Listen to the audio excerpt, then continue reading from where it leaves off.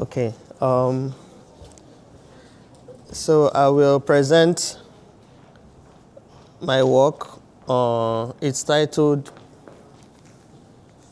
Okay. Sorry. So I will present my work. It's titled Pure Wallet S. So it's a secure lightweight blockchain-based model for offline transaction. Perhaps some of you might have heard about Pure Wallet, but this is an improvement on the previous Pure Wallet technology. My name is Ict융합세미나 Savior, but you can refer me as Savior. Okay, so this will be the content of my presentation. First of all, I will give a little background about Pure Wallet technology. Then I'll make an introduction of what the Pure Wallet S will be, what the Pure Wallet S is introducing, and then I'll talk about the supporting technologies. Then I'll give a brief flow of the Pure Wallet S technology. Then the supporting technologies, Muha, Secure, and Enhanced Muha, which is the efficiency model. And then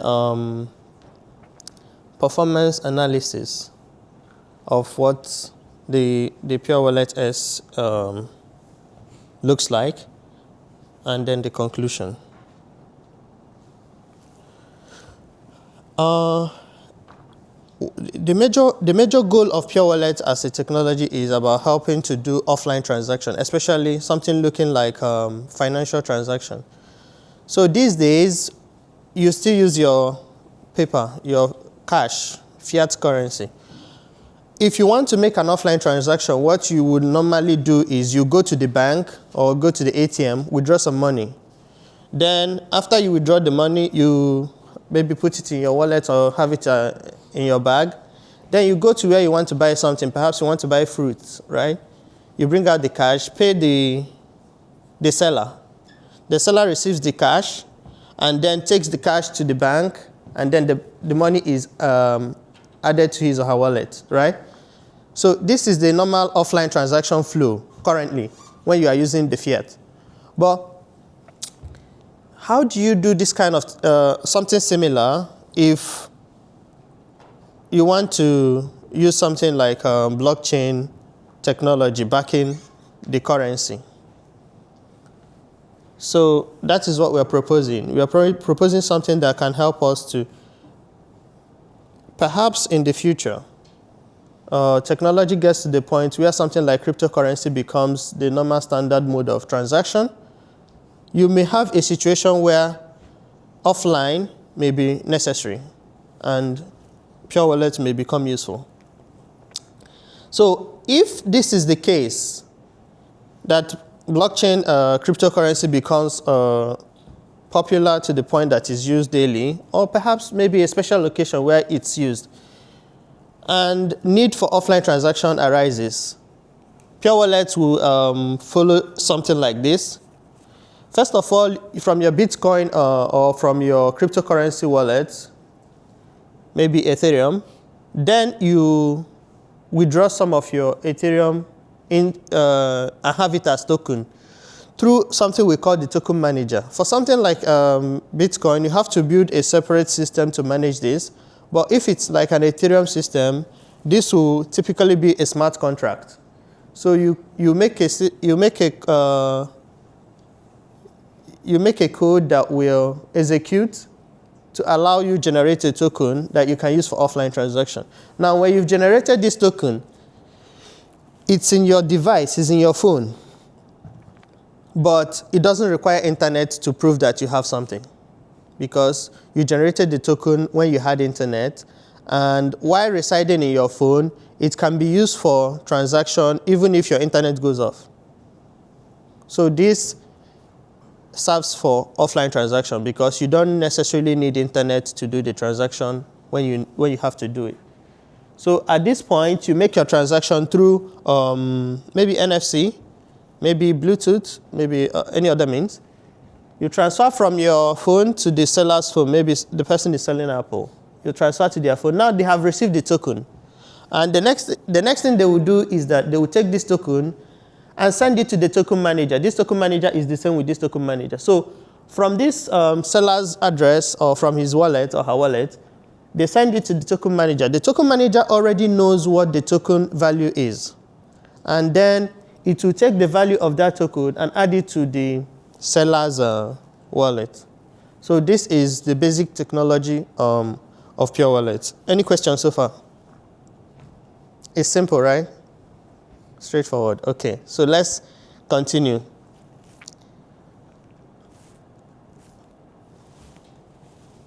So, okay.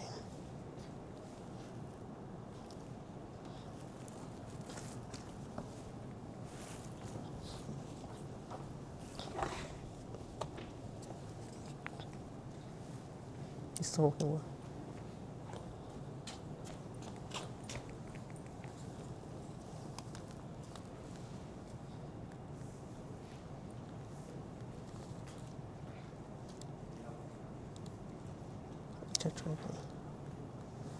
Yes. Yeah, the pointer is working, but next. If I want to move to the next screen.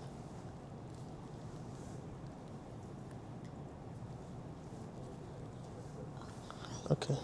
So maybe if I say next tip. Okay. So this is the normal flow of a blockchain transaction. When you want to send money from your wallet to another person, what you simply do is from your wallet, the sender, you send the transaction to the receiver by putting the address. On the front, this is what it looks like. You are sending from your account to the receiver's account. But on the back, what happens is that when you send it, it goes from your account to the miner. Miner has to mine the transaction, confirm that you have some money or some cryptocurrency to transact with. And once it's been mined, now your receiver can receive. So the internet verification is the proper flow of the transaction, but the one that goes from sender to the receiver is what it looks like. Please pardon us. This device is not working as planned. Okay, next. Yeah, good. Okay. So now, what we try to do in the Pure Wallet system is that from the sender, we want to make it such that from the sender, you can send a token to the receiver in an offline state. Just like I explained before, you go to buy the fruit. It's supposed to go from your phone to the next person's phone without internet connection. So how can we make this possible? First of all, the sender needs to upload or request a token. So in that request for token, they will send out a certain amount of token, a certain amount of cryptocurrency, and the cryptocurrency goes to the token manager. Then from the token manager, a hash is received. So when the hash is received in the sender's device, the token manager holds the cryptocurrency and waits for any receiver that will bring back that token, that's the hash, to be able to receive their money. So when the token goes from the token manager to the sender will now send to the receiver in an offline state through something like NFC or Bluetooth. And then the receiver sends the token to the manager, and the manager sends the coin that he received from the sender. You now send it to the receiver. Please, next. But if you notice in this transaction, we didn't actually talk about how do we ensure security in the Pure Wallet transaction, because there are many situations that may arise that can bring some confusion in the system. So, for example, how do you ensure that the token you are receiving has a value? Because there is no internet connection, right? So you cannot say the hash you are receiving is worth anything or is a useless information. You can also say, how can you ensure that the person does not, if you are making a transaction in a blockchain network, it's transparent. So somebody who is in the network can query your transaction and know the details of your transaction. So in the transmission of the hashes from the smart contract to the sender, somebody can eavesdrop and take that information And if that person eavesdrops and gets the information, your hash is now vulnerable, right? So if these are problems associated with the offline transaction, how do we solve it? That is where Pure Wallet S comes into play. We are proposing that we will include security systems that will manage from sender to the token manager, from the token manager to the receiver, and even from the sender to the receiver. At the various levels of communication, we want to include something that can allow us to ensure security. Okay. So now you saw the simple flow we had in the previous page has now transformed into something much more complex to enable us achieve some level of security. So if you look at what we have here, I tried to number the steps so that it will not be too confusing. So first of all is that the sender makes a request that they want to put aside some offline token. So when they make this request, an operation goes on to generate several hashes. So this hash happens on the mobile device. In the initial one, it happens on the smart contract, but in this case, it now happens on the mobile device, maybe your phone. So your phone will have to generate 3 hashes, hash 1, hash 2, and hash 3. The hash 3, which is like the third hash, was generated from hash 2. Hash 2 was generated from hash 1. Now, using hash 3, it's sent to the smart contract or Pure Wallet smart contract. Hash 3 is saved there. And hash 2 and hash 1 is saved on the mobile device of the sender. Now, if a sender meets someone, the receiver, they can send the valuable hash, which is hash 1, to the receiver. But before they can send the hash to the receiver needs to do something. Remember, there is a hash 3 that is sent to the smart contract, the Pure Wallet smart contract. That hash 3 is a public information. It's not only on the smart contract. Because I already told you, any transaction that goes in the blockchain network is transparent. So someone eavesdropping can see, but we don't care if they see it or not. What we want is that hash 3 is made public so that even the receiver can have a full list of all the hashes in the system. So the receiver will download the hash 3 in their own device and have it for verification. So what will happen is when the sender wants to send the transaction to the receiver, first of all, to ensure that the transaction is valid before they send the important one, because the one that has value is hash 1. But before they will send hash 1, the receiver wants to know that what he's about to receive is actually valuable and is genuine. The sender will first of all send hash 2. With hash 2, you can generate hash 3, remember. So when the sender sends hash 2 to the receiver uses the hash 2 to generate the third hash. And using that third hash, it compares with the list of hashes it have downloaded from the smart contract. And if it finds it there, it knows that it's a genuine hash, right? Now, once it has verified that hash 2 is genuine compared to what it was able to get from the smart contract, the next thing it will do is approve to receive the valuable hash, which is hash 1. And when it has received the hash 1, then it can make the hashes again to confirm that the hash 1 is what generated hash 2 and generated hash 3. So by so doing, we've been able to ensure that you make the transaction in an offline state, confirming that the value of the transaction is actually what it is and is valuable. And you are doing it in such a way that the receiver does not get defrauded. And another beautiful thing about it is that the eavesdropping that can happen in a blockchain network is no longer a vulnerability, because whether it's there or not, your system is still secure. So this is what we've been able to do by using this new model. So, okay, thank you. Next. Okay. Okay. Then this is pointer, right? Pointer. Okay. So in the Pure Wallet S, we used 2 supporting technologies to make it possible, apart from just changing the the hashing activity from smart contract to the device, we also included two more things.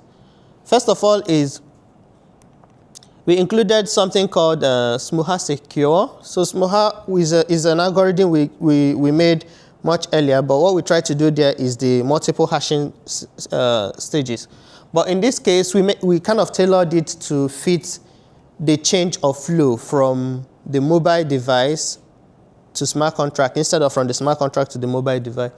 Then we created another new method called the enhanced Smuha. So what this one does is that it improves the value of, or it improves the management of bandwidth. That's the internet needed and the storage needed in the operation.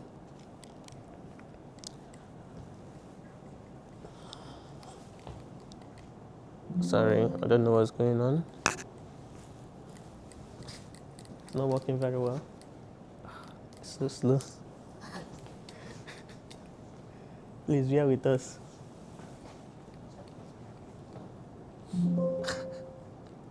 Okay. Next one. Good. So now this is what the system looks like. So as I already explained to you, from the sender's device, 3 hashes are generated, now sent to the smart contract. And the smart contract holds the information. And later on, the smart contract releases the information to the public. So this is like the creation process. Next. Now, in the process of redeeming your or making offline transaction, you send your hash 1 or 2 based on whether you are trying to confirm the value or you're actually doing the transaction to the receiver. And the receiver generates hash 1, hash 2, and confirms hash 3. And then they can receive the value from the smart contract because the smart contract is already holding the cryptocurrency that is associated with that token. Now, another thing that may happen here is I may do a genuine transaction. The token I'm about to send to you is very correct, but it will still be invalid on your device because your device has not updated to the latest hash list. Because I might have just generated my offline token maybe within the past 30 minutes. And perhaps when your device updated its list is maybe 2 hours ago. So my offline hash will not be in your list, and that can cause transaction failure, even though I'm making a genuine transaction. So how do we manage this? We propose something that can allow enough time for every transaction to be updated on the list and give the users enough time to be able to update their own list before the transaction can be valid. Then, another thing we try to do is that I can generate a transaction and I send it to you. But before you go to withdraw it, I cancel the transaction. Do you understand the situation I'm trying to paint here? So if I put a cryptocurrency for offline transaction and I send you the hash, I go back to the network and I cancel the transaction. When you try to withdraw it, you will not be able to withdraw it because the transaction has been canceled.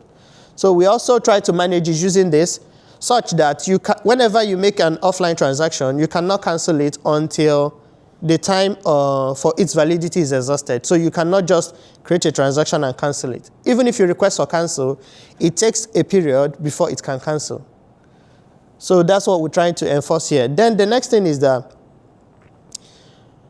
we also try to, excuse me, we also try to make sure that if a user, that's the receiver, receives an offline transaction, they will have a guaranteed time to withdraw it. So for example, if you generate an offline transaction and your offline transaction is supposed to expire today, let's say until the end of today, the smart contract will still keep the cryptocurrency for the receiver to be able to withdraw it up to the next 1 week. So even if your offline transaction have expired for you, the sender, the receiver has another 1 week to still withdraw that money to ensure that the transaction completes. So those are the things we try to enforce using this time management. So here is the efficiency protocol we try to implement. So if you notice at the top here is an example of a hash. This is a SHA-256 hash. The length is about 64 characters. Now this full length of hash, I try to maybe shorten it, but that is what I'm trying to represent here. Each of them, the first one is in position 1, second one 2, 3, 4, 5, 6, 7, until the last one at 64. And that is what I'm trying to express here. The positions at the top, then the actual values of the hashes at the bottom. So now, using a full value of this hash is 64 characters. And imagine where there are so many transactions in the network. Perhaps in the network there are up to 5 million transactions. It can even be more, maybe up to 10 million transactions. Using this entire length will make the list the receiver is supposed to download very large, right? And it's also going to make it, apart from it will be large to store in their device, it will also cost a lot of data to download, right? So to ensure that it doesn't cost as much, whether in storage or bandwidth, we try to propose this here. So what we did is that each user will have their own preferred method of picking what to store. So although the length of the character is 64, my own account or my own device may decide to choose only the first one, the fourth one, and the last one. The next person's device may just choose to pick the third one, the seventh one, and the 23rd. All the users can choose different random combination for their own verification. So this ensures that everybody will only have a very small part of the hash to store in their device. So if my own mobile phone wants to download the list of transactions, and it's picking just the first one, the fourth one, and the last one, out of 64, it's only picking 3. So the data that will be spent in the process is just 3 out of 64.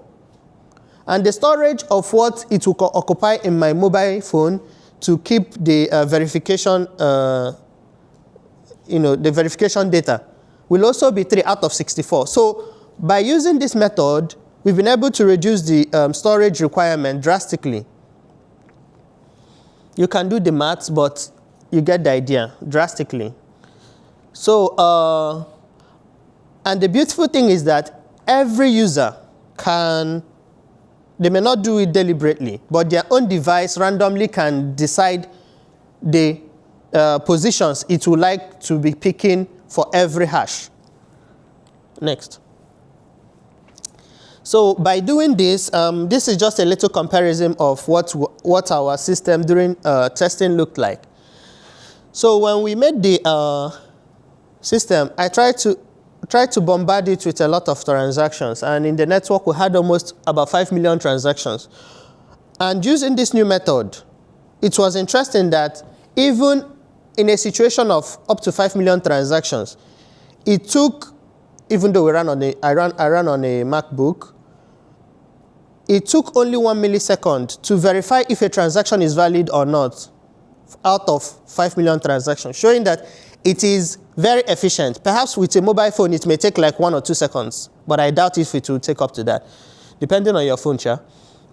So it is highly efficient in terms of it's not going to take a lot of time to process the hashing and comparing the values. Then the 5 million transactions using the full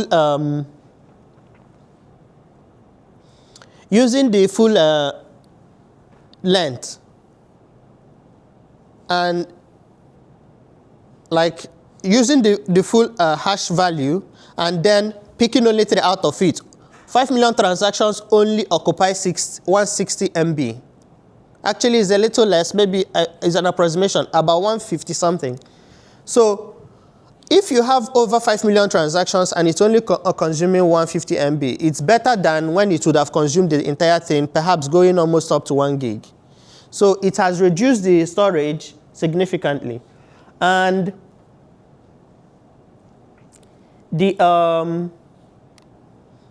all the transactions we have verified 100%.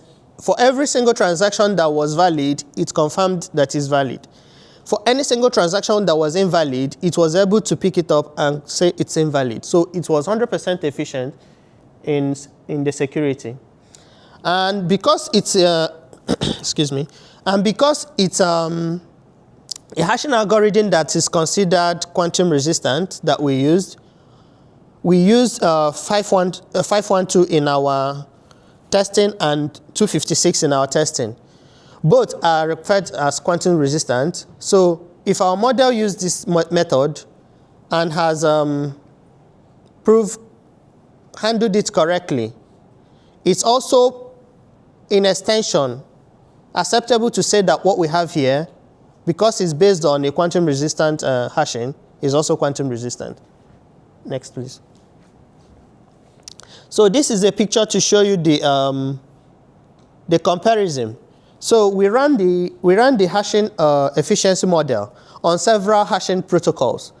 Remember I told you you can pick the first one, the fourth one, and the last one, depending on your device configuration. Whether the length of the hashing is 64, or is 128, or is 32, only 3 is what you need. So it doesn't matter if you're applying a much more complex hashing algorithm. By applying our model of efficiency, it will still remain that storage requirement and bandwidth requirement. So here is when we ran with SHA-512. You can see how many bits one hash took. One hash took about 512 length, or 512 bits. When we ran with SHA-256, it took about 256 bits. When we ran with SHA-1, it took about 160. KECAC 512 took about 512. KECAC 256, MD2 took 128. CRC 32 took 32. CRC 16 took 16. But our efficiency model took only 12. So whether you are using SHA-512, which our model is going to mimic to keep the security 512 will produce, it will only take a value of 12, showing a significant improvement in the storage requirement. Please, next. Here, the major information here is at the bottom. If you look here, you will see something that looks like 0xb, 0 blah, blah, blah, then 0000 to the end. Then you will see the last one, A. That A is the important information. So when you are making an offline transaction and you send the value of, let's say you want to hash an offline transaction. When the smart contract is managing it, you send the transaction, which is the value of the cryptocurrency, and maybe you send in a random number that will help to make it different. Because if the hashing only goes with the value of the cryptocurrency, then every 1 Ether transaction will have the same value, which is wrong. So you send this some random information to help to make it different. That random information is this A. Here we put 10. A is 10 in hexadecimal. Now, we're able to decode the value of the random information, even though you are still trying to make it random, yet it's still visible to the public. Now, someone who sees this A can use the A and the value of the cryptocurrency transaction and generate the hash. But if you do it from the mobile device, you will have something that looks like this. So no one will see, this is the hash 3 now. You cannot generate hash 1 from this. And the hash 3, we don't even mind if it's public or not. So we send the hash 3 to the smart contract. If it's public, fine. Even if you don't know it, fine. But whatever the case is, you cannot go back from hash 3 to hash 1, but you can go from hash 1 to hash 3. So by using our Smuha method, we were able to ensure that the vulnerability this one gave has been taken care of by applying the new method. So in conclusion, we've been able to propose and test the offline security model, and also provide propose the enhancement and efficiency model. So the major difference is that we first of all changed the hashing from a smart contract to the device, and then we use a zero knowledge method by hashing 3 times to ensure security in the offline state, and then we used the efficiency model, which took only part of the length of the hashing to ensure that it manages the storage efficiently. So that is the end of my presentation. If you have any, I decided to give a lot of time so that if there are questions, we can answer it before your time runs out. Please, if you have a question, I would like to hear.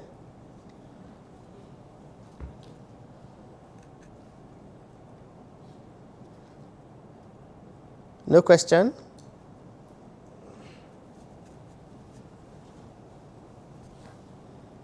Any question at all from the presentation is welcome.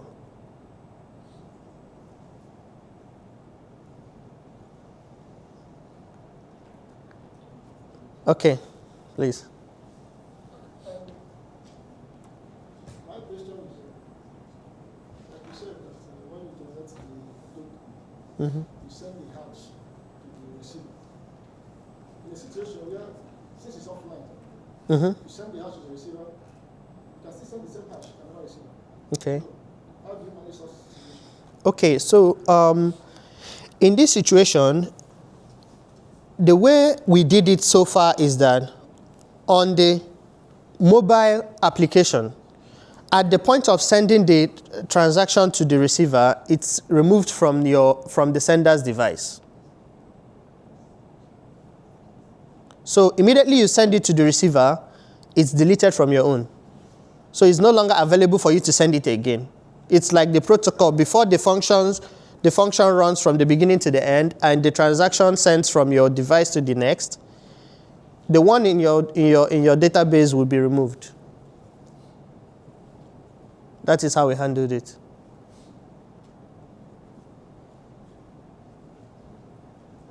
Any other question?